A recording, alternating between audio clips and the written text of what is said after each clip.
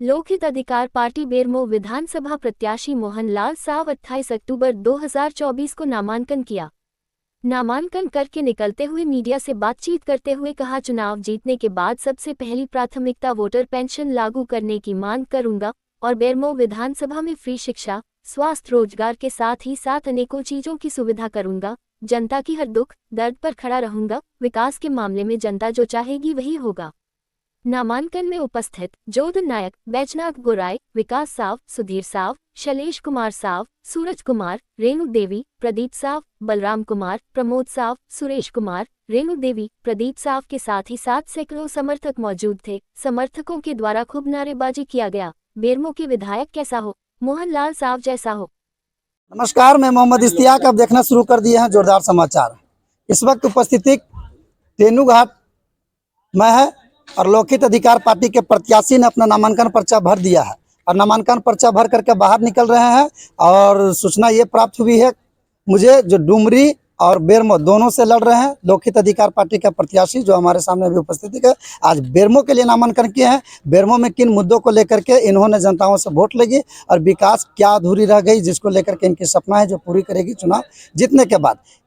सबसे पहले हमारे चैनल में आपको बहुत बहुत स्वागत है। आप लोगों को बहुत बहुत स्वागत है। जितने मीडिया वाले हैं, किन मुद्दों को लेकर के हम लोग का मेन मुद्दा रहेगा कि जितना भी 18 साल से ऊपर जिनका भी वोटर है, जब वोट देते हैं और एमपी एमएलए को पेंशन मिलता है, तो फिर वोटर लोग को क्यों नहीं मिलेगा।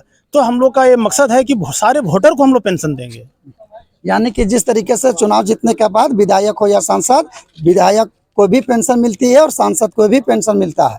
यानी कि लेकिन विधायक को बनाता कौन है, सांसद को बनाता कौन है? उनको वोट दे करके जो 18 साल से अधिक वाले हैं, जिनका वोटर आईडी कार्ड है, उन लोगों ने उसे वोट देता है।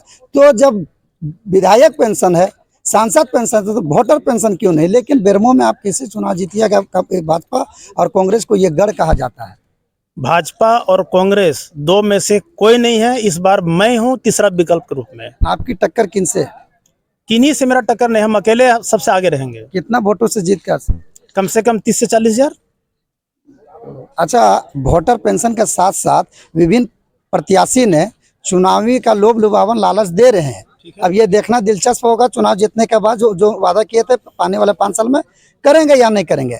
आप वोटर पेंशन के अलावा और किन किन मुद्दों को लेकर के वोट मांगे? निःशुल्क शिक्षा हम लोग का होगा। बहुत ऐसे गरीब बच्चे हैं जो हायर एजुकेशन में जाने के लायक हैं, लेकिन उनके पास पैसा नहीं रहता है और नहीं पढ़ पाते हैं। मैं उसको भी निःशुल्क रूप से मैं हायर एजुकेशन का सारा चीज सुविधा उसको प्रदान करूंगा। 1 सप्ताह पहले आपका वीडियो वायरल हुआ था कृषि को लेकर के, दर्शक जानना चाहती है कृषि में क्या है? कृषि का क्षेत्र में हम लोग बहुत आगे रहेंगे।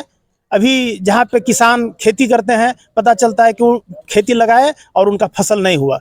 मैं इसके लिए इंजीनियर का प्रावधान करूंगा। इंजीनियर लोग आएंगे, उनका मिट्टी का जांच करेंगे और वो किस फसल के लिए वह मिट्टी उपयुक्त है, वो जो सो फसल उसमें लगाया जाएगा और सारा खाद, सारा बीज और सारे दवा, सारा चीज निःशुल्क उसको प्रदान किया जाएगा और सारा फसल किसान का होगा। एक आखिरी सवाल आपसे, आपने शिक्षा और स्वास्थ्य के साथ साथ कृषि को, किसान के भी प्रति बात कही, लेकिन बेरमो में विभिन्न प्रकार की आउटसोर्सिंग कंपनी रहने के बावजूद भी आज भी यहाँ का 75% पलायन कर रहे हैं और जिसका लेकर के महीना 2 महीना होते होते 1-2 गो लाश आती है। जिस तरीके से बाजार से बेल बकरियां लोग खरीद करके घर लाते हैं, तो रोजगार के प्रति क्या रुझान रहेगा? बेरमो में अभी तक रोजगार देने के लिए जितने भी एमपी एमएलए बने, किन्हीं का ध्यान नहीं गया। रोजगार को आगे बढ़ाने के लिए कोई सोचे भी नहीं है और बेरोजगार लोग पलायन करते जा रहे हैं। मैं कृषि का क्षेत्र में सबसे पहला योगदान उन लोग से लूंगा और कृषि का क्षेत्र में उन लोग का अहम योगदान के साथ में हरित क्रांति आएगी पूरा बेरमो विधानसभा में।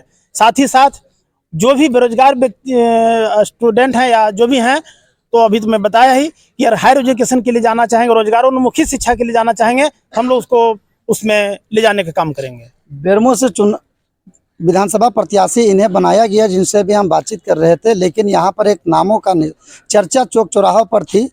हमारे साथ मोहनलाल है ना, क्या नाम है, जोधन लाल जी का भी नामो चर्चा था।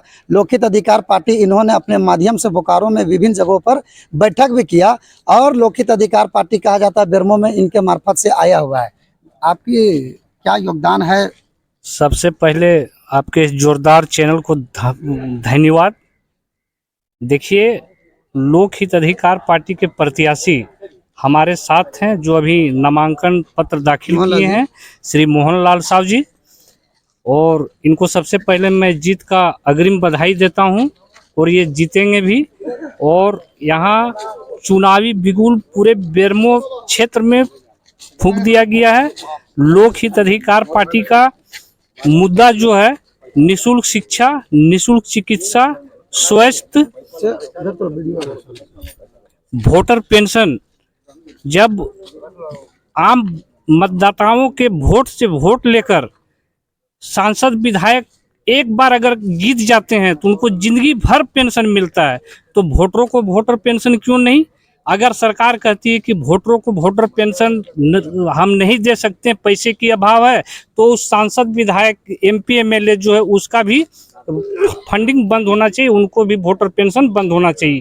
चौथी चीज़ है कि नॉन बैंकिंग कंपनियां जो भी है, सहारा पल्स जैसे अन्य कंपनियां जो ठगी पीड़ित जमाकर्ताओं का जो पैसा रखे हुए हैं वो अविलंब भुगतान करें। इसके लेकर हम लोग राजभवन समक्ष में धरना प्रदर्शन 30 सितंबर को दिए थे, जिसमें हजारों के लोग लोक हित अधिकार पार्टी का कार्यकर्ताओं का महाजुटान हुआ था।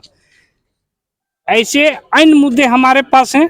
सामाजिक न्याय की पार्टी है लोक हित अधिकार पार्टी, और विशेष तौर पर हम कहना चाहेंगे यहाँ के युवा वर्गों में, यहाँ के बेरमो की जनता में लोक हित अधिकार पार्टी की ओर से रुझान बढ़ते आ रहा है।